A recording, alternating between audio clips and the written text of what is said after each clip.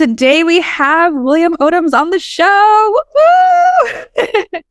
The follow-up systems expert of the industry so far. I feel like you're the go-to person for this stuff. And just please introduce yourself, give a bit of a backstory for the people who don't know who you are, so they know why the heck they should listen to what you have to say.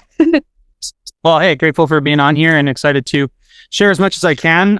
For me, this wild journey started about 8 years ago. Before that, I was doing wildland firefighting and personal training, but then I kind of transitioned into the high ticket online sales space. I kind of combined my passion for helping people, background in psychology. Sales just kind of seemed like a natural thing for me. Fortunately, I got some great opportunities to be like a full-time sales professional at a lot of big growing companies. Also got involved with Sales Sniper at its early kind of onset, where that grew very quickly. So that allowed me to not only be a sales pro, but ended up being a sales coach, sales manager, a lot of sales hats. But over that time, I worked for people like Dan Locke, Vince Del Monte, Ryan Serhant, and a lot of other big players like Jeremy Miner, 7th Level. Closed around 10 million in sales plus, but realized every account that I went on, a lot of them didn't have a lot of structures to set up like deals beyond that first call. And I'm all for closing someone on the first call if that is a smooth pathway for both people. But a lot of the times, especially dealing with real estate agents, that wasn't the case. And so Ryan Serhant, over the 3 years I worked there, my frontline close rate was around 20%. My annual close rate was 60%, which suggests 40% of my deal flow was coming after that first strategy call. And I did that by largely not burning the boat and kind of actually allowing that kind of communication to flow. And what happened is more deals came from that. But then every other account I got on after that, they didn't have a lot of the infrastructure and systems. So now me and my business partner have created a company called Vol Ventures, where we put in CRM infrastructure, automation, data analytics. And we're in the process of releasing a software that will kind of tie all that together in a way that's going to be really important for businesses to scale. Ooh, that's so exciting. Oh my gosh. This software, are you not really giving details about it yet? No, we definitely can. It's going to be an AI powered command station that takes your marketing, your sales, and your delivery data and kind of unifies it into one place. Because so often a lot of these sales teams we work with, the sales manager's got one spreadsheet, the CMO's got another spreadsheet. If I ask to compare them of how many sales or how many dollars, usually they're not the same. And we're making expensive real-time decisions on ad spend and everything else. And so what we noticed is a lot of that isn't to the fault of the business owner or the spreadsheet. It's the fact that data is never flowing through the whole tech stack. And in small, medium businesses online, we are using a lot of different tech pieces. And so being able to tie them all together to see actually attribution from the start to the finish, so you can see true LTV and everything in between, is really going to help kind of make more profitable decisions for the business, not just get caught up in surface level metrics like ROAS or close rate. Those can be kind of emotional ego numbers at times. We want to peel back that layer and actually be figuring out how do sales and marketing work together to drive real profit through a business. That's really good. You've identified a solid hole in the industry, and yeah, that's so good. Everyone tries to patch it together with Zapier and everything else, and that's largely what we had to end up doing. But then we pretty much realized that is a bigger problem that kind of needs to be solved, because even when a Zap breaks, then all of a sudden your data is not flowing or something like that, right? And so we need to make sure that everything is kind of unified and stacked together. Exactly. Yeah. Because I've been on teams where there's a breakdown with some of the systems. Usually it is the in between. So Zapier. And then it's all right, closers, here's another spreadsheet that you need to fill out temporarily for the next 2 months. And it's oh, fantastic. And then of course, there's human error and all that stuff. So that's and that's the challenge, right? Is I was the boots on the ground sales rep, notoriously doesn't like admin like a lot of us, I'm sure. However, when I started to realize that if I log just these 5 details in 3 months from now, I can grab follow-up sales out of the bag. Then I kind of formed that connection. It was worth logging that data right at the point of while it was fresh in my memory, because I knew I would utilize it downstream. So we had to build it so that it was functional for the sales rep who doesn't like filling out end-of-day reports and all that other crap, and being able to kind of go down the straight line path to collect what we need in that sense. Yeah. That's good. I wanted to ask you about AI and if you're using it yet, because I saw from your older interviews, I saw one from like a year ago where someone asked you, like, not yet, you're kind of playing around with GPT, but now it's like, I'm curious. I'm like, he has to be using AI right now. So it's cool that, Absolutely. yeah. Yeah, so it's going to be an AI. We're not only utilizing AI for maybe some of the insights and things that we'll be sharing to analyze large data sets, but we're literally designing the development with AI, helping us write that code and bridging some of those gaps as well. So it's very much going to be leveraging, the advances of technology and what we can do with it. And I think, sales industry is going to change quite a lot. I don't see people disappearing out of the equation, but learning how to work with the AI, leveraging the insights and leveraging big data sets is going to enable that individual to probably be more of a producer. That would be my goal. Is I think you'll start to see smaller sales teams where one person holds a lot of different responsibilities because they have other things managing it, and data is going to be the thing that glues all that together. That's great. It just makes life easier for everyone. It has been quite cool. I'll just see how it changes things for sure. Things are speeding up on the daily, which is cool. Yeah. Okay. So I want to get into some of the systems that humans can put in place right now, even if like the company is not using some like fancy AI yet, they don't have your thing yet. What closers can do, the boots on the ground reps, to just have more control and more visualization of like their pipeline and stuff. Because this is a question I get all the time. For someone who has a no-show, in your opinion, what are the top things they should prioritize at that time? For a no-show, it's like, I guess my advice is going to be pretty standard for probably what other people would say is like, obviously do your best to try and get in touch with that person and figure out if we need to reschedule or flip the script a bit. The other thing though, is I also say like, utilize that time, knowing that you have an 80%, 75% close rate as a full-time sales rep, you have 6 to 8 calls a day. Statistically, 1 or 2 of those would become no-shows. And so to me, I almost counted on that and used that time for dedicated follow-up. So I didn't always have my calendar set so that I could have the flexibility of people booking in where they needed to. I was just banking on the fact that there was going to be a no-show at some point. And whenever that happened, that's where I would switch gears and use that time to follow up. Because then mentally, I had to make that leap. You are already planning on being occupied for the next 45 minutes talking to someone on Zoom. You might as well use that for money-making hours. And so having quick lists that you can quickly call allowed me to kind of be effective with that time. And a lot of the time I would try and do, it's like, if I had an hour block for the sales call, I would go half and half, 30 minutes of like hard follow-up, and then I'd get to break for 30 minutes because, that's life and we can recharge. But if you can really maximize that 30 minutes with either people that no-showed last week or people that you wanted to reschedule but never got back in the calendar, like low-hanging fruit opportunities to just switch gears is what enabled me to kind of keep building momentum in the day, despite the bad news of a no-show or the frustration that happens sometimes with that. How do you recommend someone organize their list though? Because it's like if you open the CRM and they haven't been organized, now you have like 500, 1,000 maybe leads. Yeah. So how do you do it? Because I do like a 5-yard line, 10-yard line, but I'm curious. Yeah, and see, therein lies the like chicken and egg kind of conundrum in that sense, because like part of what we're doing is coming into a chaotic CRM and trying to bring order to the chaos of leads that don't have a lot of information on them and put them in different valuable buckets. The other problem we're trying to fix is preventing that from happening in the first place, because just like if you go into your kitchen, you probably have things in certain places that are predictable to you. We needed to create that inside the CRM so that everyone knows to go find the forks, knives, and spoons and where they are on the shelf. In terms of what you could do if that isn't currently present, typically I'm looking at like, I would call it like metadata in the CRM. So a lot of that is most everything in almost all CRMs is timestamp. So like that's going to be where you can start sorting through last communication date or last email or last outbound call or last inbound call or last replied message. You can start looking at different temporal zones to create some of that segmentation. So to your point, 5-yard, 10-yard line, absolutely, those got to be in there. But then can you create a little bit more shades of gray so you can start finding people that are not exactly on the 5-yard line, if you were? Mm-hmm. Yeah. So just creating lists. I always recommend people just keep it as simple as possible, just because it's already overwhelming. That's why people don't do it. If I was to almost make my own little version inside a bigger CRM, perhaps I don't have permission from the owner or whatever. It's like I can use that either using tags or I can use just a single custom field that allows me to create some basic segmentation. Like I used to have one that was like a red list, a blue list, and a yellow list. And to me, red, blue, and yellow, I use them for a variety of different things, but I would start toggling people on and off based off what criteria I wanted or what the flavor of the week was of the people I wanted to focus on.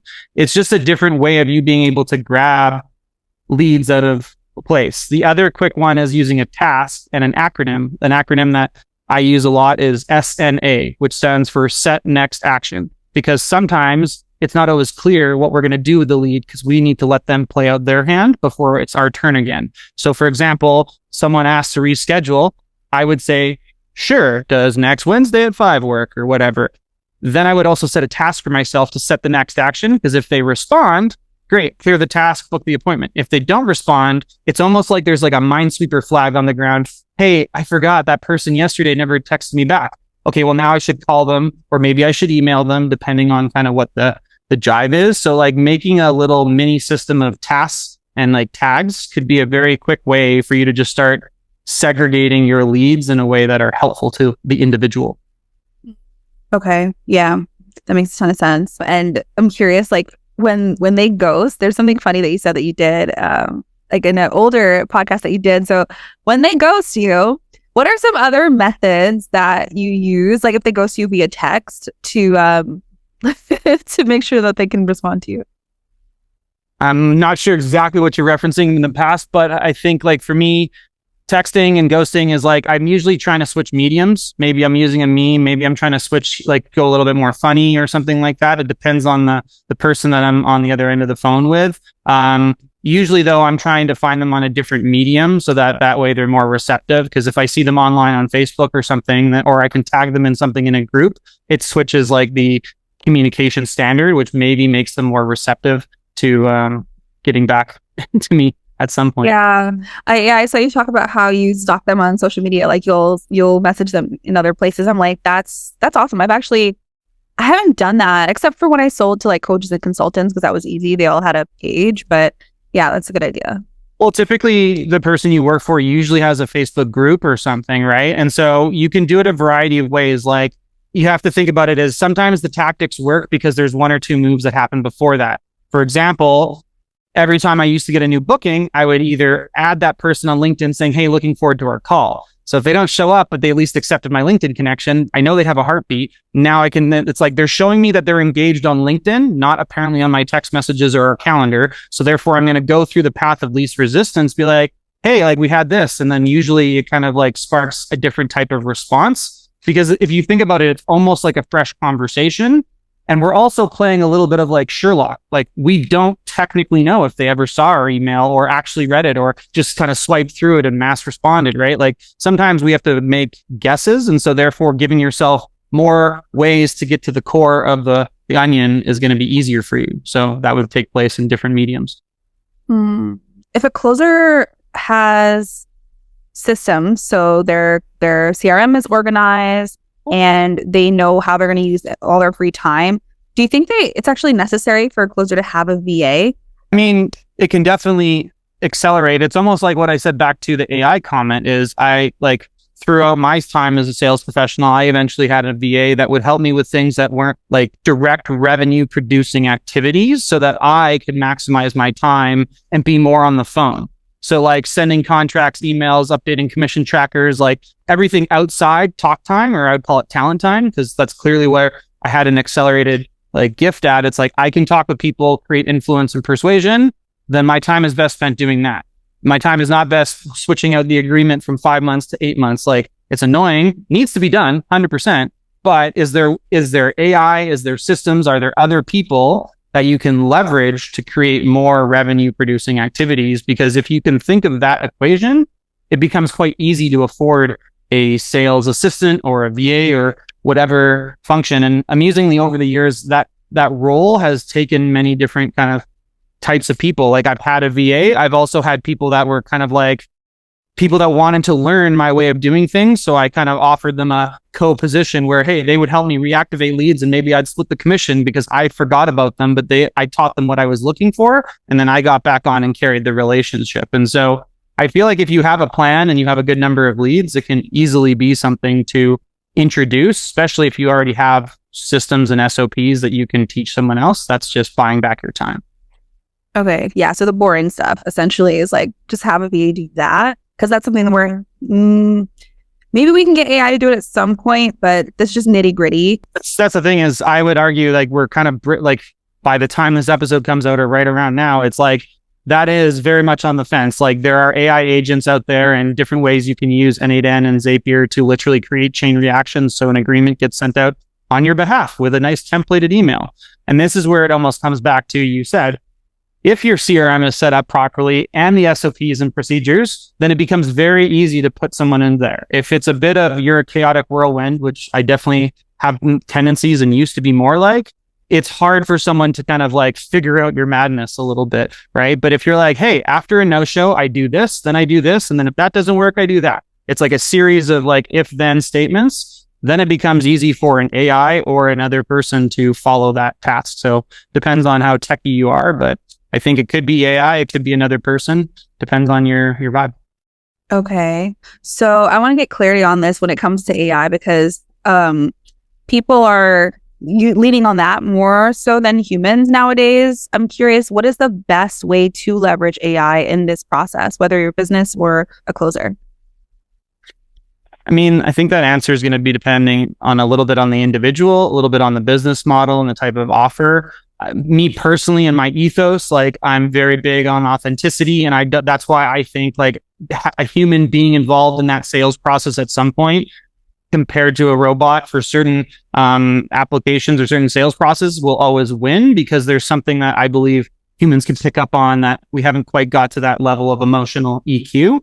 That being said, for me, if that's what I enjoy, then I'm going to take the things that I don't enjoy and outsource those, whether it's with AI or something else. So for me, I get stuck in analysis paralysis, like some of you, I'm sure. So it's like, if I could have something start the email, so then I'm like, oh yeah, that's kind of what I wanted to say, and then I can tighten it up. Amazing, right? If I can have someone do an agreement or update like a tracker or something like that, great. And putting things into the CRM and kind of having that kind of self-updating stuff, that enables me to come back and be critical and looking at it at another time. The reason I said the answer depends is I'm also not like, I personally haven't got more into like the AI setters, but like there are some crazy things coming out of the woodwork now where these AI setter sounds as believable as a entry level setter that I've trained. And so it's like, well, if that person can do that at speed with no breaks and doesn't get tired or emotional, that sounds like a better alternative. So it's going to be interesting. Like your skill, your authenticity, your EQ is going to have to start to be a lot higher in order for you not to be just someone that's reading down a script and checking boxes, because that's pretty much at the place where it can be done now. So I think there's a lot of different ways AI is going to influence the sales space, and just not, it depends on your person and your level of how far you want to go down the rabbit hole. I wanted to take a brief break from this amazing conversation. I hope you're enjoying it as much as I am. First thing I wanted to talk about is, did you know that 60% of you who listen to the podcast on YouTube are not subscribed? So first of all, thank you so much for listening and watching. And if you could hit the subscribe button, that would mean the world to me. Secondly, if you're an entrepreneur, high-ticket sales rep, or you're just getting into the high-ticket sales space, I want to encourage you to join my free school community. This is where you can get access to my sales training for free. And this is where you can also have the opportunity to ask me questions on the live coaching calls I run every week. If you want to learn how to make sales fun and close more deals so you can make life-changing income this year, the link to join for free is in the description. It's actually a perfect segue into one of my students' questions. Okay, yeah. So let's get into my students' questions, because one of them, the offer that he sells for, it's AI powered lead gen for businesses. And so what a lot of the leads do in the front end, this is more of a front end, like follow-up kind of question. I'll explain. Sure. So AI chats with the leads to get them booked with the closer. And people entertain the AI and lie to it to have a conversation to see how good it is. So the phone setters actually need to call these leads to actually qualify them, make sure they're good, because they've noticed people have been lying to the bot. So his question was, how can setters like do that follow-up to qualify the leads in a way that's not redundant because a bot already had a conversation with them? To me, I would use that as context. So like, hey, like I saw in your conversation with the bot, you were putting this, that, and that. Is that really true? That's crazy, man. Like you must be, why are you even reaching out? Like I would almost blow up some of their ideas to start pulling on the threads, to start some of their outrageous answers. You could almost like play blissfully naive and see what they say. You're like, oh, like if you're already at 700 million a month, like why are you even interested in this? Like you probably are good. And then they're going to laugh and probably say, I was just gaming it a bit. But like anytime you can use context, that is almost like that's the takeaway from all of follow up is like part of what made my follow up good, short term, long term, pre call, post call, is it was contextually relevant, ideally, to the person that was at the other side of the table. It wasn't about me. It wasn't about the program. It was about them and their journey and their willingness to change and their goals and what matters to them. If I can get more in their world and frame what I want to say through a lens that they'll understand, their context, their circumstance, that's not only going to be received by them because it's their stuff, but it increases the likelihood of them actually investing enough to reply to you as well. And so in all senses, the more you can use context and their circumstance, it personalizes the conversation, even though we're all going through similar types of issues and problems and challenges. Yeah, that's solid. I like that. Have some fun with it too. I think like that other contrast is like the fact that AI is so new and exciting, like keep the humor, the levity and with it. It's like, oh man, I can't believe the AI said that to you. That's so crazy. Like, it's like you can kind of have fun with it. And I think that would also grease the wheels of the conversation. So it's not like, the AI already asked me this question. It's like, well, no, it's like, I understand that. We're actually just trying to figure this out. And it's like, have that open dialogue probably would create more fluidity. So that's good. Yeah. It's like acknowledge AI as another person in the process. Yeah. For sure. Like, and but the thing is think about it. Like, that's the same tactic that I used to do when I had a setter just do the discovery or the triage or whatever we call it these days, right? It's like, I would reference things that they probably already talked about to go deeper in them, but I would say it in a way, it's like, I can't really read the notes, what she wrote down here, but like, can you tell me more about whatever that said? And it's like something that you can do to kind of like thread it all together. So it shows that you're not totally asking a brand new question. It's like you're familiar, but you're wanting to kind of like reel it in a little bit deeper. That's how I would thread things together at lots of stages. Okay.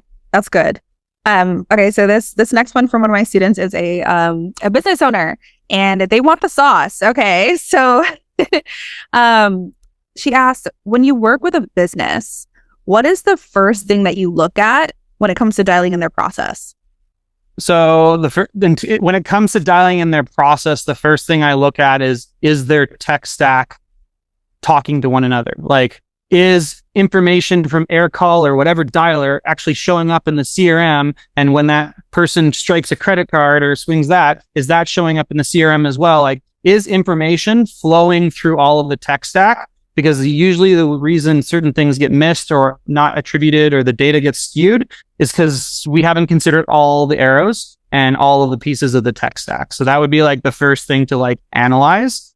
And then typically, depending on the size of company, it's kind of looking at what is the process that's going to actually help them scale to the result that they're trying to get to. And typically that's a couple $100K, $1 million a month or more, but it's like they need something that is consistent and duplicable. And a lot of the times you'll see things that like it will work when you don't only have one lead source, but as soon as you add another lead source, your thing's going to break or you're going to have to duplicate it again. And what you're looking for is like a lot of redundancies is what I see in a lot of the systems is one person had one idea, they brought it to life. The next person had a different idea, they brought it to life over there. Like they didn't always like build on top of a foundation or alter the structure. They just built in different areas. And so that also creates a fractured source of truth because in order to have data across time, we need to be logging it consistently. But if we had a sales manager that was there for 6 months and decided, I didn't like the old reporting system, here's mine.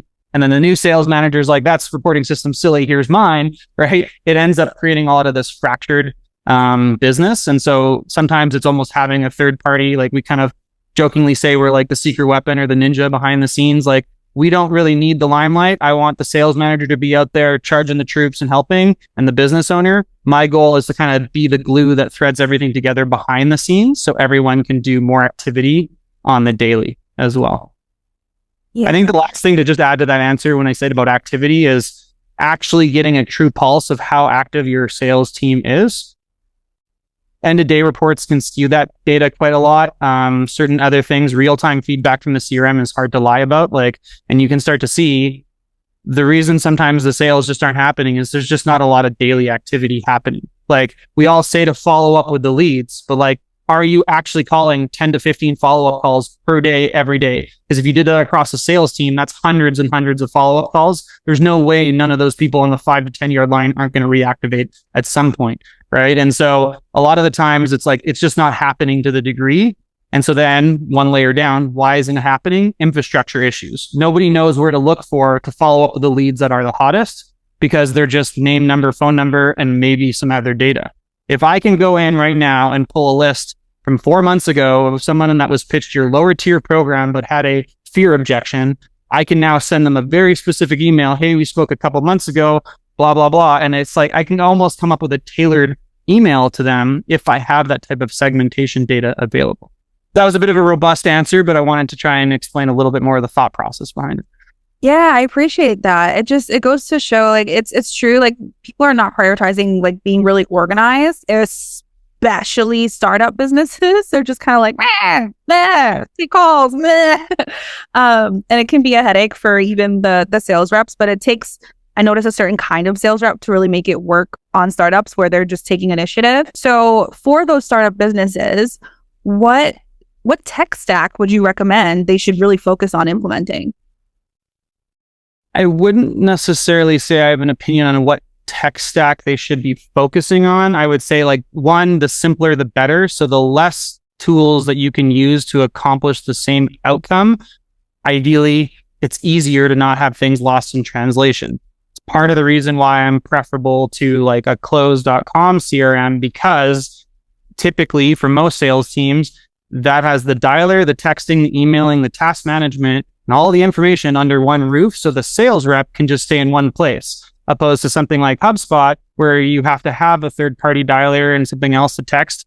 It can be done. It can be done very accurately, but it just adds a level of complexity that you may not need initially. So but I'm also not, our goal is to unify the tech stack, not necessarily say it's my way or the highway. This is the only tech stack that works. It's hey, this is your tech stack because you have a business model that works that way. Great. How do we make sure it works as functional as possible and maybe get rid of certain things that are just not necessary or can streamline in that sense? I think that's probably a better way to go at it. I wouldn't say that there's one tech stack that is superior. It's more about, are they all chatting with one another? And is there a clear logging system inside the CRM? This is the trick, is the tech stack is only as good as the foundation behind it, right? It's I can use all these softwares are amazing. They all do all the craziest stuff for a CRM. They all have very similar features, advantages, benefits.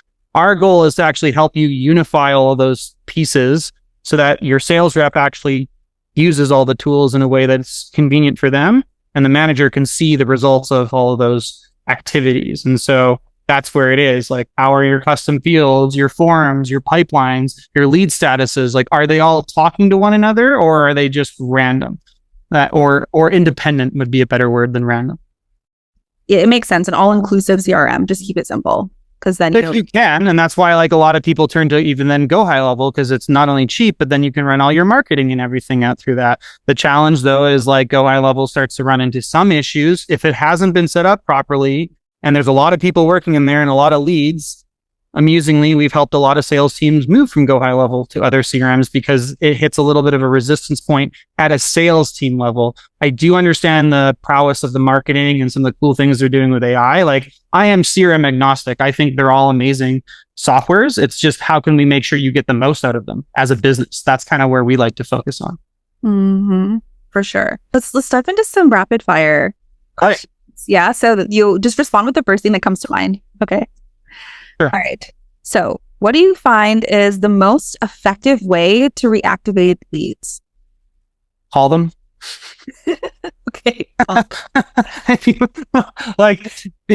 Here's the thing is, the reality is you don't know until you actually get a clear yes or a no. And the fastest way to get that is by speaking with them. And you're going to know pretty quickly if it's F off, never call me again, I'm still interested, but I'm not giving you an answer, but keep trying. Or, hey, I'm actually open to the conversation.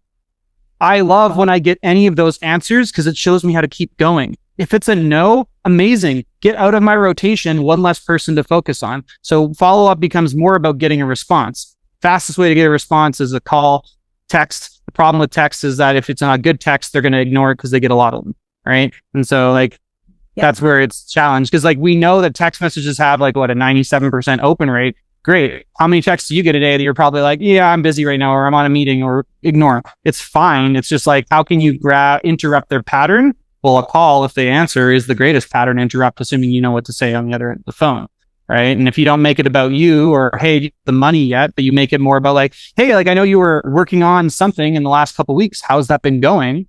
The context, the vehicle that I talked about earlier, that is enabling you to get your foot back in the door very easily.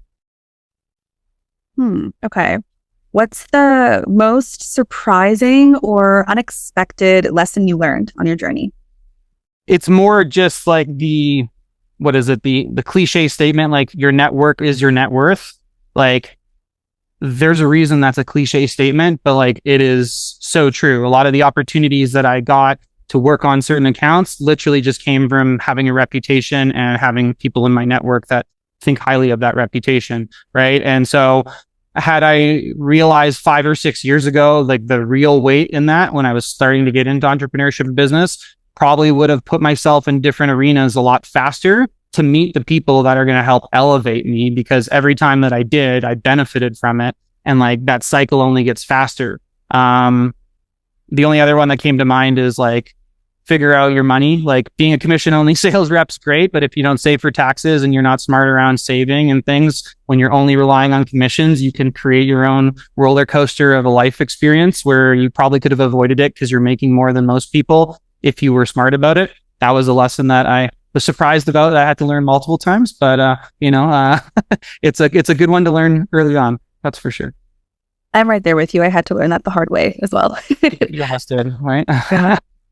In those moments when you're on a sales call and you've been objection handling and you're at that point where you've got to decide, I got to let them go, otherwise I'm going to burn them. What is it that you're looking for specifically to determine whether or not to let them go?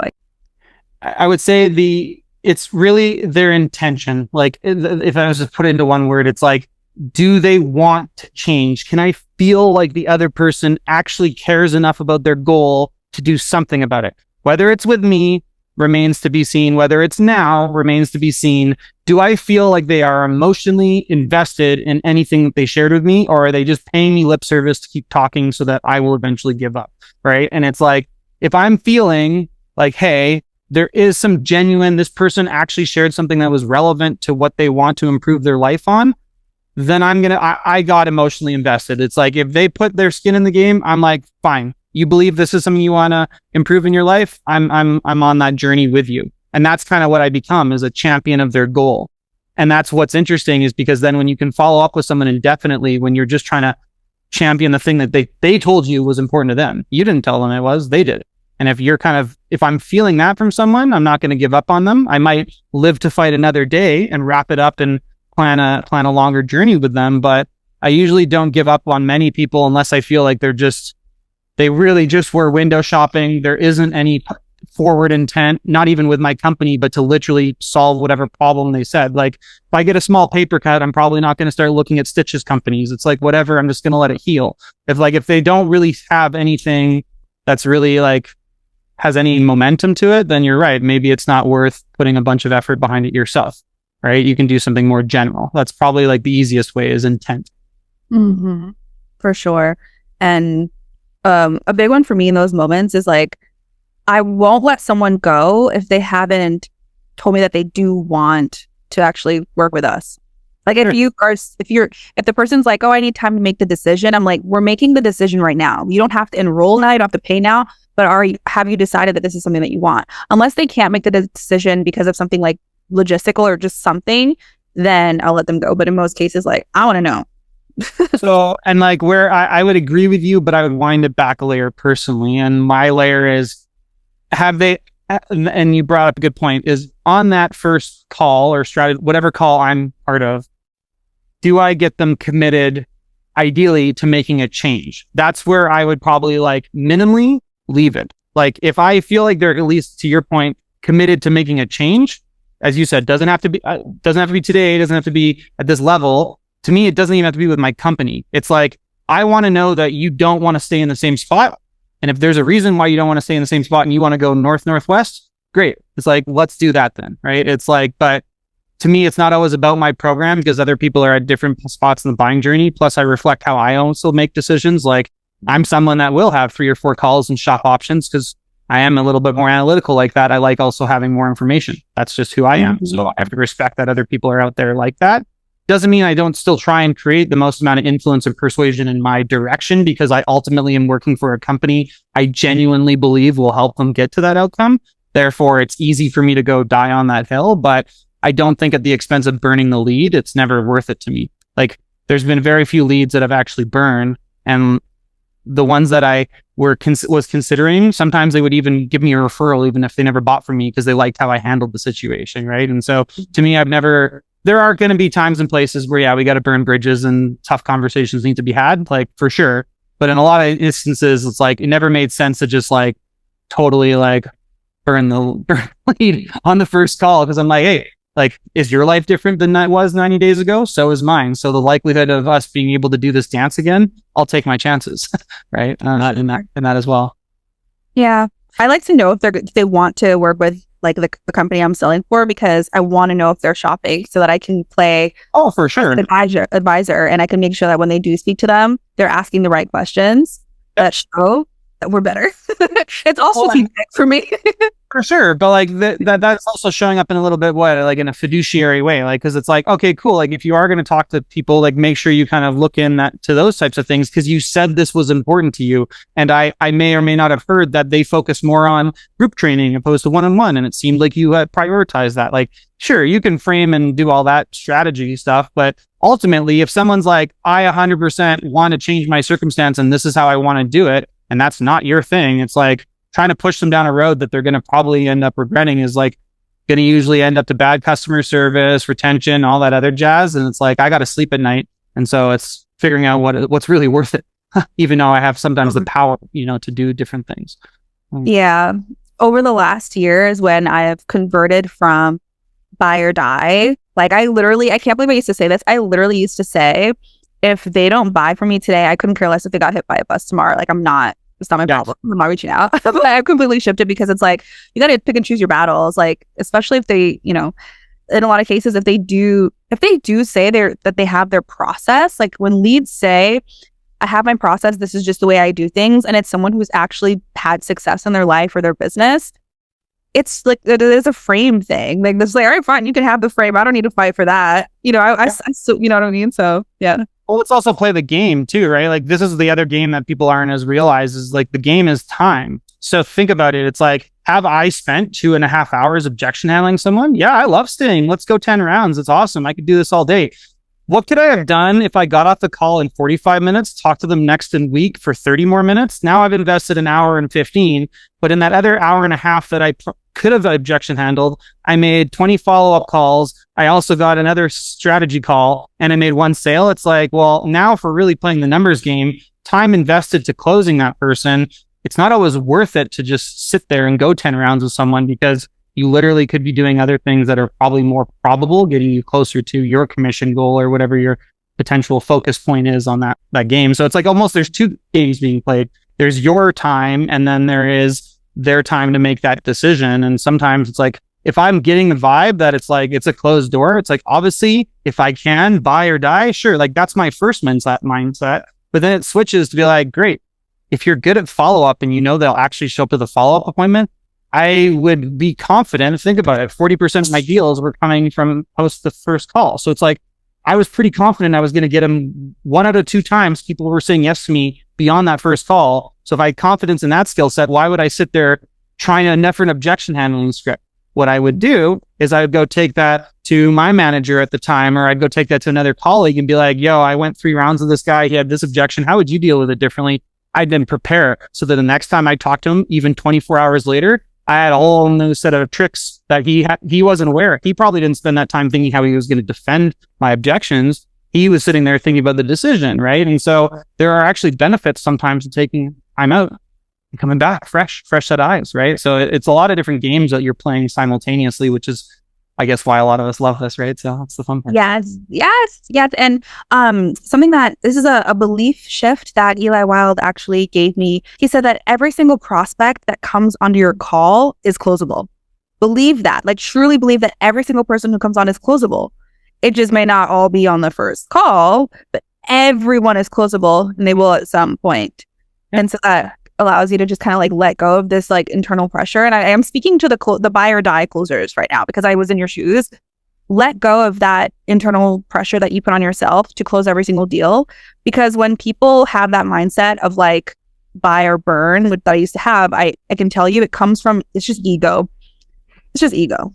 Also an energy, right? Like it's people will sense that as well. It's like, if are you serving your own agenda or mine, right? And I kind of approach every conversation that they will buy kind of maybe today, ideally, or some other time, but I believe that. It's really like, to me, I just go back one layer deeper. It's like, to me, I believe in the growth mindset that everyone can change their circumstance if they want to, period, of end of story. I believe that as a fundamental truth. Therefore, my goal on that call is to kind of show up and be like, can I open that door for that person for them to walk through today? Hopefully, maybe not always, but it's like, yeah, it is kind of changing the belief for sure behind it. I like the fundamental truth thing. Do you have another fundamental truth that you carry that has allowed you to have so much success? I mean, around the thing of follow-up is that like, I genuinely believe like people are good overall. And so it's like, I feel rejection like the best of us, but at the same time, like I have no problem continually following up with someone because I've seen time and time again, my perseverance has paid off and I didn't need not giving up on that person and that person finally closing a year and a half later and they're like thanking me. It's like, well, then it's worth it for being that kind of annoying guy. But at the same time, can I find ways to make this process more enjoyable for me? So I don't feel like I'm a nagging, annoying person. That's why I would have fun. That's why I would be like, hey, I saw you did this on social media. I love that water slide. Like be random, like literally things like that would just keep your foot in the door. That changes things. Yeah, like I think that's kind of like another way of going about it is like, I just believe people genuinely do want to get better and that every circumstance can change if somebody really wants to. Therefore, it's like figuring out how to understand it. I think maybe another fundamental concept is we're all humans, right? And so there's only so many, when you realize it's like, this is what I love about sales and psychology is that we're all so similar, but we're all so different. And when you can play that game of like, hey, in what ways is this similar to all the prospects or all the types of problems that exist in the world that I'm familiar with? And then in what way is that one person unique? And when you can kind of compare and contrast, it's like, that's where you understand that shades of gray of how to play the player and understand like who you're really talking to on the end of the phone. And all of Eli Wild stuff is looking at that as too. It's like that different level of influence and understanding of how to affect frequency, energy, vibration, all that jazz, state, and all that. Yes. Another one that he gave me actually is a question that all salespeople should ask themselves. And I feel like this is something that you've asked yourself because I can hear it in the way that you communicate about prospects. The question is, what are the beliefs that you hold about your prospects? Like a big shift for me was when I sold to real estate agents. My belief was that they're a-holes, they're arrogant, they, all this stuff. And so I didn't care to talk to them after they got off the call because I hated them. You know what I mean? I would say like, I get what you're getting at. I'm not sure if I can right now say like, these are like the 3 things, but like speaking to real estate agents, it's like every offer I went on, you have to be very mindful of how your beliefs are affecting those situations. So for example, a lot of the questions that I would sit there asking myself are, okay, that's my initial reaction, like screw them, blah, blah, blah. What else could be true of their circumstance right now? And therefore it's like now you can see a different perspective. For example, real estate agents, how often do you one call close a house? Their industry is not built on one call closing. Therefore, am I always surprised where they'd ask me to send them the agreement? That's literally what they ask their clients to do. So it's like when you start thinking about it from that, it's like, oh, they run sales at a different speed. Doesn't mean it's not possible to one call close someone. Of course it doesn't. It's just like understanding that their context and the way that they live is a little bit of a different sales cycle. So like, it's not weird that they're defaulting to that. Also, it's like, oh, they're not picking up their phone. Well, it's like maybe they're at a listing appointment because over the 3 years selling to them, I realized that when they have a listing appointment, they will miss anything else other than that, right? And it's like, but then it's like, okay, I'll give them the benefit of the doubt. So then I'll use that in follow-up. Hey, you missed our call. Did you get a cool listing appointment? Where is it? Now I'm taking an assumption and I'm like injecting myself into their world so that I can almost understand their beliefs to then understand how I can then communicate. Because it's like, if you want to persuade or influence someone, in my opinion, you have to meet them where they're at first, and then you can start moving them. You can't just like yank them up the hill or yank them wherever you want them. It's like, and so your ability to actually put the shoe on the other foot and understand their beliefs allows me as a sales engineer of sorts to kind of be a chameleon and not abandon my value system, but move to different edges of my personality such that I can feel like I'm communicating with that individual more effectively in that moment. That's a good nugget of like meeting them where they're at first, because when people get in the flow of the day to day, taking a bunch of calls all day, it just becomes like numbers, and we don't really, we lose track of where are they at. Because some people, they're genuinely like, you know, if we stick with agents, it's like, okay, yeah, some are arrogant and we can focus on the negative things and have reasons to hate them. Or what else is true about them? Yeah, like they're overwhelmed. They don't even have enough hours in the day. Like they're stressed. So it's like, that is really good to keep top of mind, especially when approaching follow-ups, is that this is the truth as well. Well, and here's the thing, actually, what came up for me when I was just thinking about your reflections on what I said is like, one of the things I always say is play the player, which is literally what I just described. Like the other person on the end of the other phone or the video conference is who you need to be mindful of. But it's also like looking at how are we actually going to show up for them powerfully, because each conversation is different. My last interaction point with them, how many things have happened to you in the last 24 hours? You said you moved, you did all this over the last since I last spoke with you. We hardly know each other, but like people are living their lives, have families and all this stuff. So to me, the belief that I have is every conversation is a new conversation, and every new conversation has the potential and possibility to create a different outcome than whatever happens. So like, yes, do I know that this person is hung up the last 6 times I've called them? Absolutely. Do I really want to call them again? Yes, because that something different might happen. That's the shift, right? It's like, because that's where if you don't have that mindset, it's going to be hard to kind of keep on someone, because you're like, oh, this is going to be the same thing as last time. And guess what? If you enter that conversation with that, you will literally write your own destiny, because you'll bring that energy and that vibe and that guy hung up on me last time. And then you'll be like, oh, look, you picked up today, right? Like you'll just say the wrong thing. Whereas if you're just like, I try, and especially when I was taking back-to-back calls, I had these little like grounding rituals of, even if that last call went to hell, blah, blah, blah, it's like I would center myself, and immediately I would like, the little visualization I have is almost like, you know, when your windshield wipers do that, it's like, that's kind of how I saw my brain. It's like anything that was there, fresh, clean lens, and I would almost center myself. I'm not a goalie or a soccer player, but I'd imagine myself being like right in the middle of the goal. It means I can jump left, right, up, down, any direction equally. I can be everywhere I need to be. And that's how I'd kind of center myself, because whatever just happened an hour ago doesn't matter. Now it's this new conversation. Whatever happened last week when I spoke to you it matters. It's context, but it doesn't influence this ability for me to have different conversation now. And that's a belief that I think, now that you're talking about it, I think I hold all the time, is each new conversation has the power of a different possibility or outcome, for sure. Mm-hmm.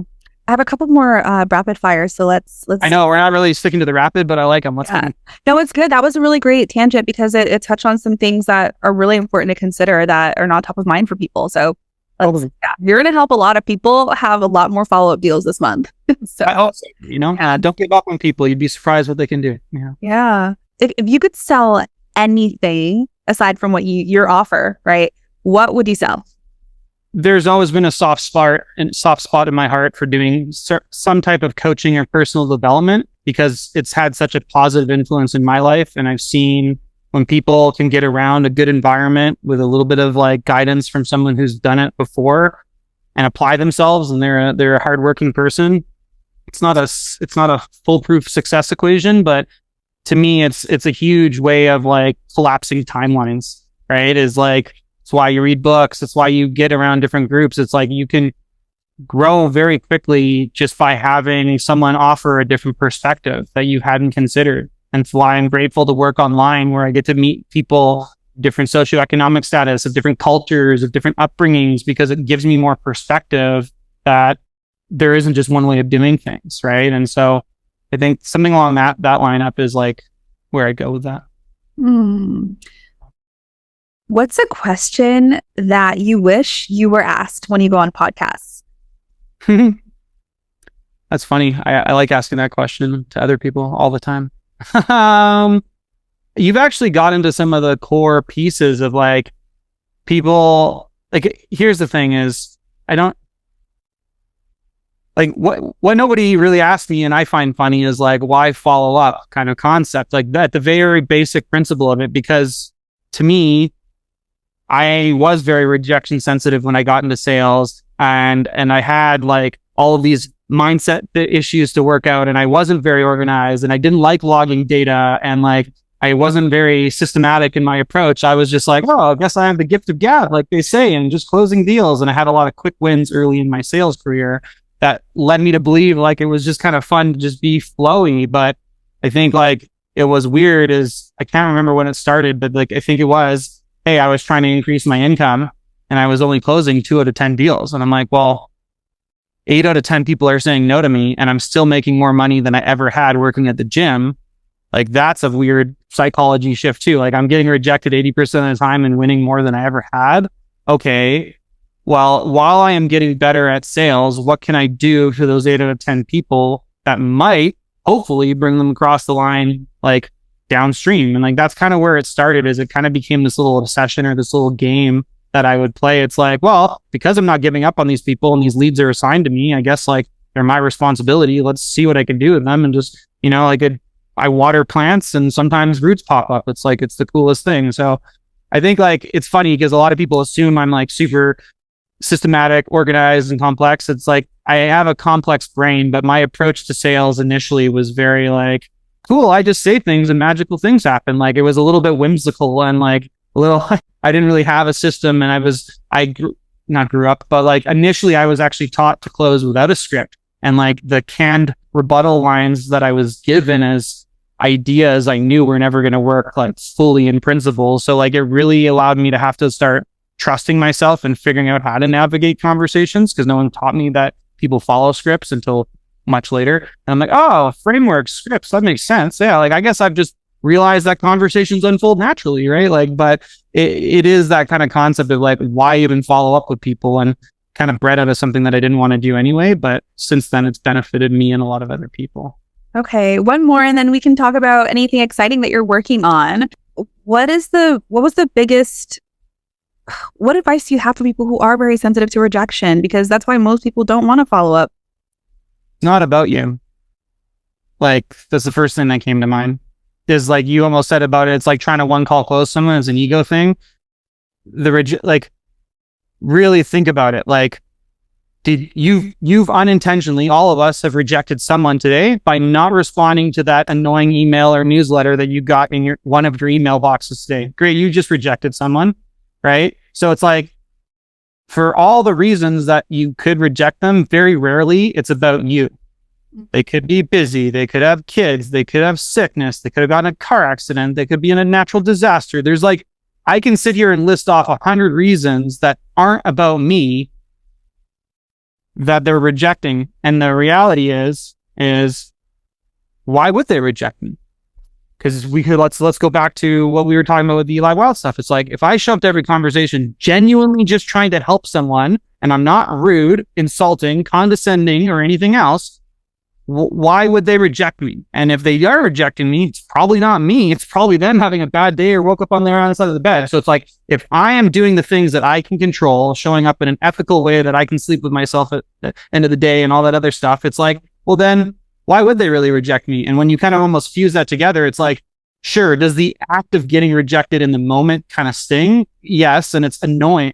To me, it's like rejection started to just become more annoying and frustrating, not like dampening to my ego or something. It was more just like, that's annoying. Now I have to try LinkedIn to follow up on them. It's like, oh man, now I got to get more creative. Like, it's like that kind of concept. But the rejection piece is, it's like not about you. And if it is, and that's a mirror for you, great. Well, then do the inner work and figure out what you feel rejected by and grow from that. Because maybe there is some inner work or stuff that one needs to do. But in general, a lot of the times it wasn't about you in the first place. So, and like, it's funny, just kind of full circle here. I've almost had to do some more inner work because I went from selling personal training, which beginning at sales, hey, like, do you want me to help you be your trainer? No, thanks. I'm like, well, that sucks. Like, do you not think I'm fit or whatever? Like, whatever. Like, I used to take that more personally. But then when I started selling other people's programs, the belief I had was if they were rejecting me, it wasn't me, it was rejecting the program or thing I was selling. But now we've kind of come full circle. I'm now selling my own service. And it's funny because I've almost noticed some of those rejections are hitting me a bit more because I am saying like, oh, they're saying no to my product or my service. I'm like, that sucks.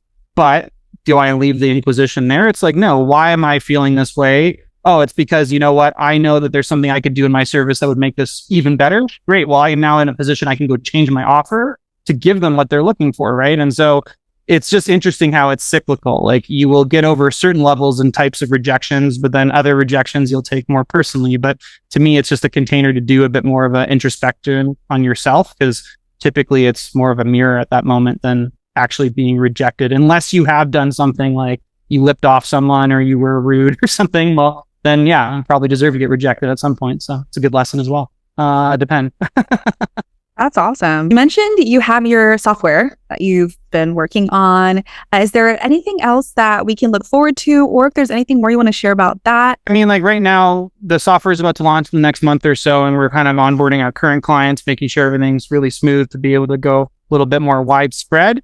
In general, though, we are still very much offering the service of being able to help look at someone's CRM infrastructure, look at maybe what the lost revenue is sitting in their CRM right now that they potentially could get out. And so there's different ways of us like being able to figure out where things could be optimized or kind of really overhauled to bring a lot more results and efficiency to a sales team. And so we have like a lost revenue calculator that's on our website or on my Facebook profile right now that you can put in your real numbers, how many leads, your close rate, your current show up rate, and it can kind of give you an estimate of what's sitting in there.